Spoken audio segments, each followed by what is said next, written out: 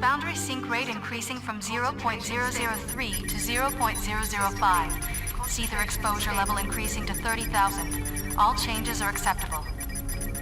Feedback from the boundary maintaining value at coefficient 0.2. Distortions in the time-space continuum at 1.24 deviations. Phase 7 clear. Now progressing to Phase 8. This is the best we've had. Eliminate phases 12 through 24, in fact. If the warp coefficient is within 3 units of normal, cut 29 through 36 too. Let's take it straight to the tempering phase. Yes, sir. Eliminating phases 12 through 24. Going deeper by 500. Sir, is it wise to go this fast? Maybe not. But we've run the simulation about 50 times. Besides, we lost Subject 12 to our own timidity. Also, we'll be hearing from Sector 7 if we don't deliver results soon. 200 meters to target depth. The gates of Sheol are opening. Do you really think it'll show? That's the whole reason we're here, isn't it? No getting cold feet now. If we succeed, we'll have near limitless power at our fingertips. The library won't be in a position to push us around then. Or so the higher-ups are so fond of telling us. But speaking as a man who has served science without fail, I just want to see what lies beyond that gate. 5, We all do. 4, Target depth reached. 2, Releasing barrier section A. Sync rate adjusted to 0.001. All levels within established safety margins. Start the process! Yes, sir. The tempering process has begun. Now, yield up your truths. Reveal to us the power of the Azure. Subject surface solidifying. Now constructing stasis cocoon for Subject 12. This is... Space-time is frozen within that cocoon. What's wrong? The cauldron appears normal. Tempering is Sir, proceeding. high levels of Seether above us! Levels increasing. It's nearly doubled. Up to 72,000. It's still rising. If we don't bring it under control, it's going to reach critical mass. Is this the work of the NOL? No way.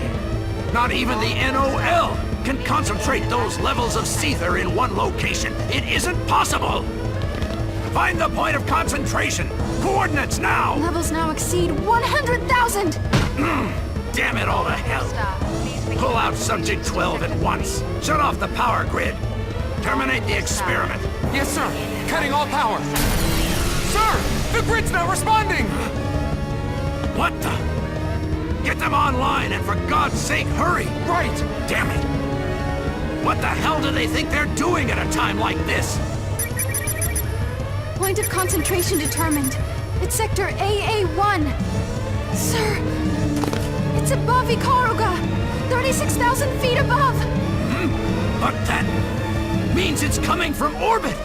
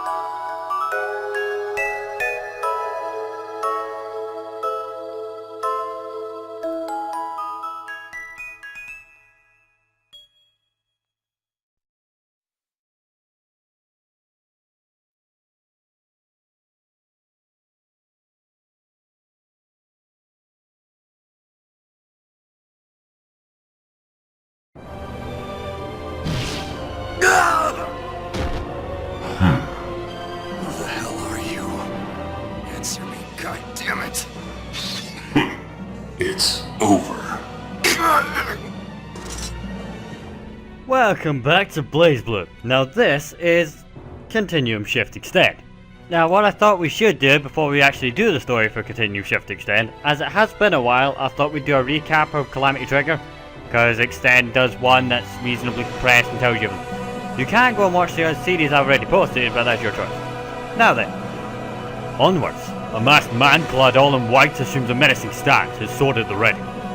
The blade hungers for blood, but the real enmity is tucked away behind the smooth blackness of the mask, a murderous chill that strangles the words in Ragnar's throat. I can't speak. My legs, they're like stone. He can't make the slightest move in his own defense. All he can do is watch as the man hoists his glimmering sword aloft. One blow, that's all it will take. Ragnar's vision dims, oblivion is but a moment away. Damn your meddling eyes, Grimalkin! You dare to intervene!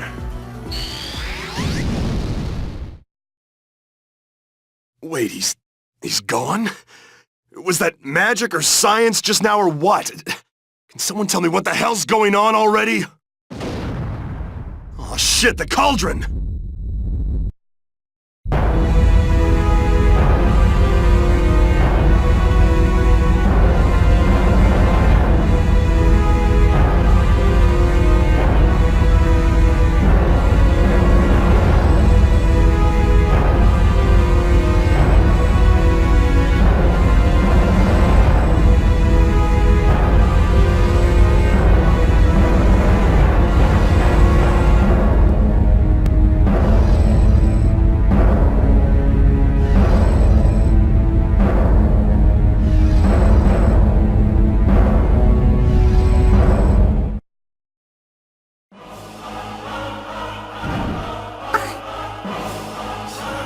Done smelting already, huh? Doesn't this suck?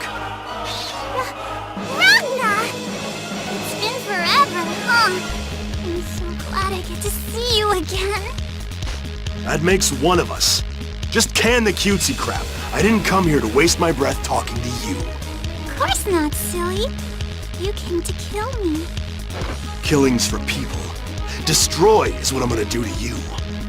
Of course you did, naughty boy.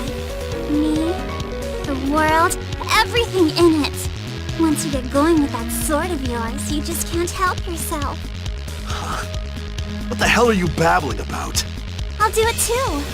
All you have to do is wish for an all-encompassing destruction, and I'll make it happen. I'm the only one who can scratch that itch, Ragnar. 'Cause I'm your girl. Shut up, you. When we get together, it's gonna be fireworks. We're gonna destroy everything. Over and over and over again. You know you wanna. I said shut up! Come on, Ragnar. These arms were made to hold you. Yeah, I should explain. Dialogue, like the audio level. You can raise all of it or lower all of it. Can't raise individual bits. I tried raising the dialogue. The will fate is turning. Anyway, now we see how this Rebel line, 1. Action. Inferno Warping space. Gauntlet hate! Modifying. Gauntlet Hades! Move it! Okay.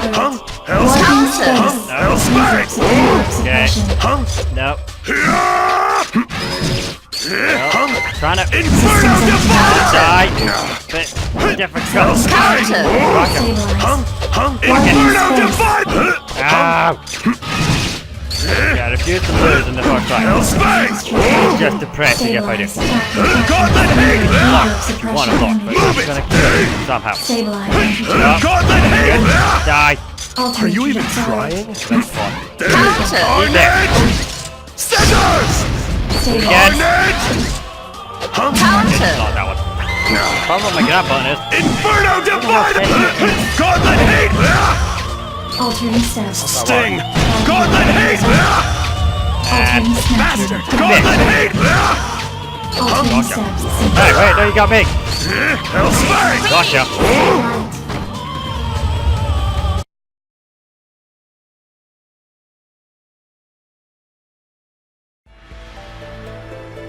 God, shit! Damn it. I'm paralyzed again. What's the matter, Ragna? You done playing hard to get? Shut your pie hole. That's alright. I'm not in the mood to beat around the bush anyway. Let's become one. Here and now. No, don't!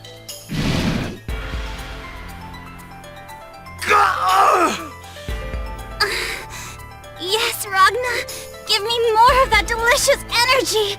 I said more! Her face tells with ecstasy. The young girl summons forth a gigantic sword. She pulls Ragnar into her arms as the giant... I haven't any fucking up my words and it's 10 minutes in. Anyway, she pulls Ragnar into her arms just as the giant weapon thrusts forward, skewering them both.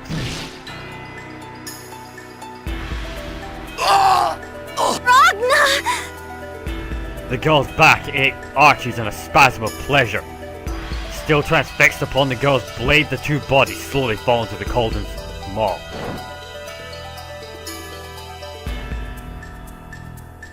No! Don't go! That voice. Who the hell are you? Brother! Get out of here! Run, damn it!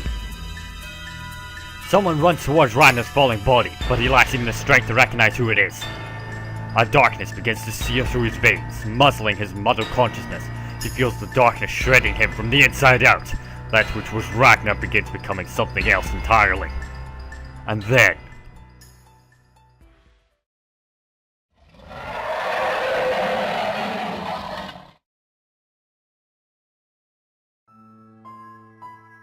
It is ever the same. Always and ever the same. No matter how many times we run the scene. The same unfortunate denouement. The same stage littered with the same hapless players. The play is doggerel, but it seems to be the only one mankind knows. Again and again, the curtain will fall upon this world.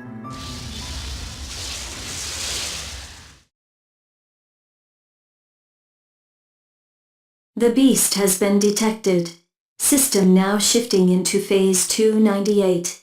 Terminal axis is 12/31/2099, Japan. Phenomena margin of error, 72,000/1. Previous margin of error, 400/1. Master unit intervention at 267,189. Beginning adjustments. System initiated. Takamagahara is now beginning observation on phase 299.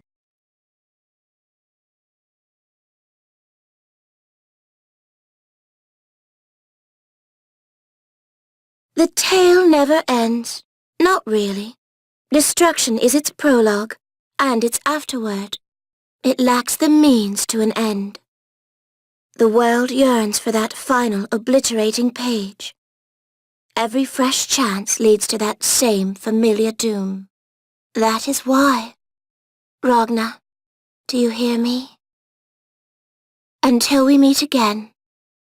And we shall.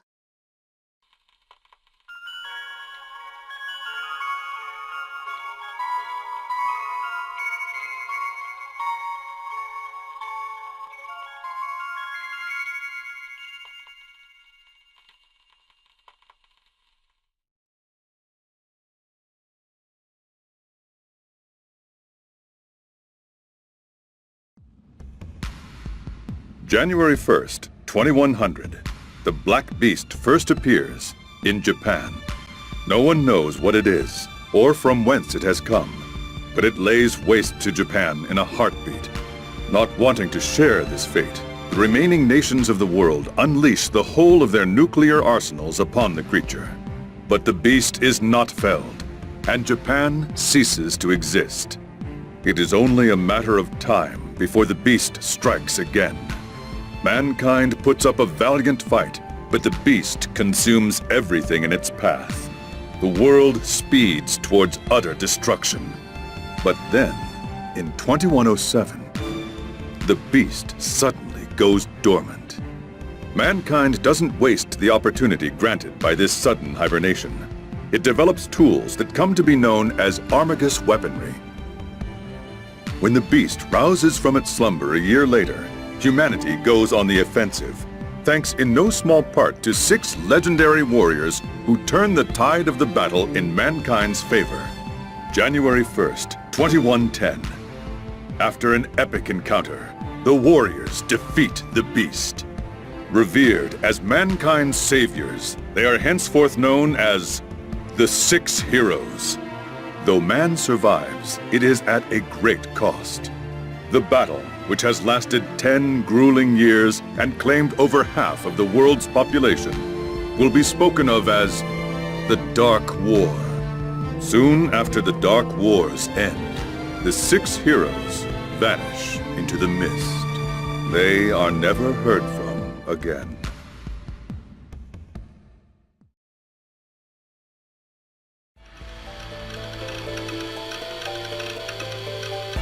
We've detected the unit. Its location is... Screw its location. What's its status? It appears to be stable, for now at least, but I think full stabilization will require more time. No shit. Can you hear me? The Grimalkin. Huh. I suppose that means I've been yanked back into what you call the real world. Who said you could call me that? Whatever. Just don't move, okay? We pulled you straight out of the edge, so your temporal existence is a bit, well, wonky. So you're to be my observer this time. This sensation is not magic. It feels mechanical somehow. Yeah, I had to amplify the system. Observing a monster like you is almost more than I can pull off.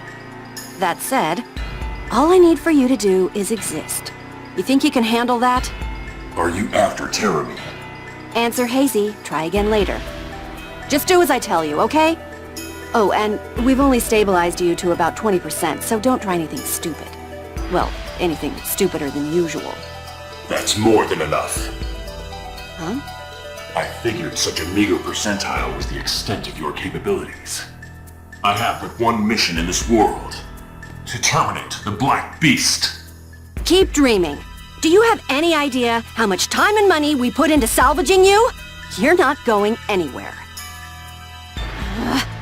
Professor, we've lost his signal. We can't pursue him.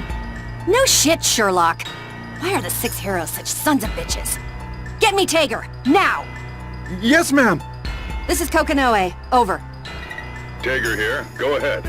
We need you back at HQ on the double. What? Did the salvage effort fail? Oh, it worked all right. But our guest didn't get the memo about staying put. I'm not following. Just get your stainless steel ass back here. I'll give you the play-by-play later. Roger that. But Kokanoe, how do you intend to find him? I got data, and the data don't lie. I already know exactly where he's headed. Kagutsuchi, the 13th hierarchical city. There's a man he needs to find.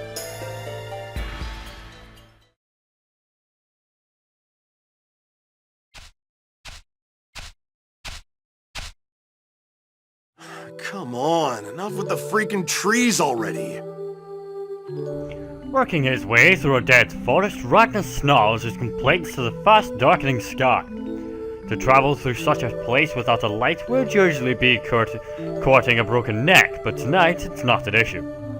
The moon shines brightly and full, its cool light descending through the branches overhead to illuminate the ground at Ragnar's feet. Shit, so much for making it there by sunset. Good job, Self. Real slick with the estimating. No decent meal or actual shelter for you. Grumbling, Ragnar holds up his right hand. It's encased in a gauntlet featuring a gigantic red gem on the back. He chants a few words and the gem emits a bright light, from which a huge magic circle appears. Ragnar ducks his head a bit and steps through the silverish blue ring. Thanks to the concealment Ars Magus he has cast, neither man nor beast practically has any chance of detecting Ragnar's presence. He continues on, alone. It is the dead of night, and this forest seldom sees any visitors. It is a place thick with seether, and most humans are smart enough to cut it a wide berth.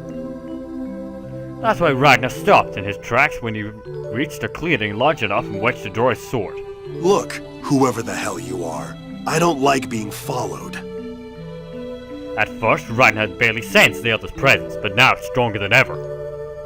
He whips around, ready to strike. A figure emerges from the shadows. Can't believe you sniffed me out, kid. I must be getting long in the tooth.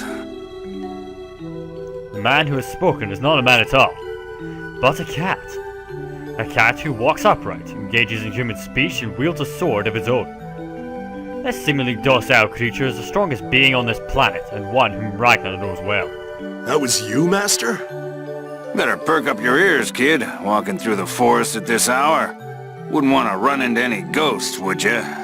Seriously, you think I'm still afraid of ghosts? It's kid stuff. So, you're saying you're not? Bet your ass I'm not. Good. Then you don't gotta worry about that see-through woman creeping up behind you. See-through? Creeping up behind me? What the fuck?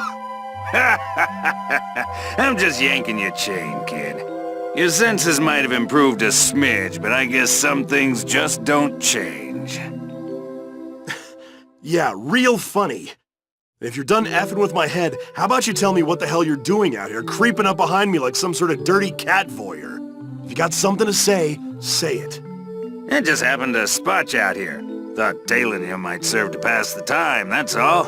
I gotta admit, though, I didn't think you'd figure it out quite so fast. Guess I'm losing my touch. Spare me the pity party.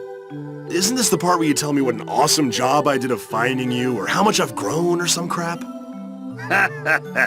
Fair enough. Hell, you might even be ready now. Huh? What are you meowing about? I know you, Ragnar. You're all piss and vinegar. You figure you can handle whatever the world throws at you. But this time ain't like the others. Yeah, still not making any sense. Clueless and mouthy as ever, ain't you, Mr. SS-class bounty on my head, Ragnar the Blood Edge? You seen how much they're willing to pay for that head of yours? Hell, if I weren't so fond of ya. Whatever. Word's out that you're on your way here. The NOL's right jumpy about it. Of course, you did take down a bunch of library branches all by your lonesome. Guess they ain't sweating for nothing, huh? And you're telling me this why? I'll crush this one just like the rest. End of story.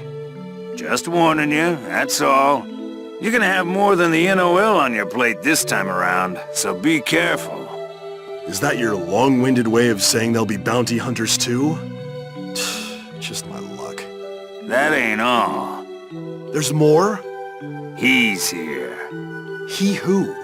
He's after you, and there ain't no getting around it. I don't know who the hell we're talking about. Be specific. You'll know him when you meet him. Even if your head don't, your gut will. I have no goddamn idea what you're talking about. Can you please just say something plainly for once in your damn life? Joke's on you, kid. I ain't what you'd call run-of-the-mill. I get it. You don't want to tell me? Fine. Get all mysterious like you always do. That really wasn't my intent.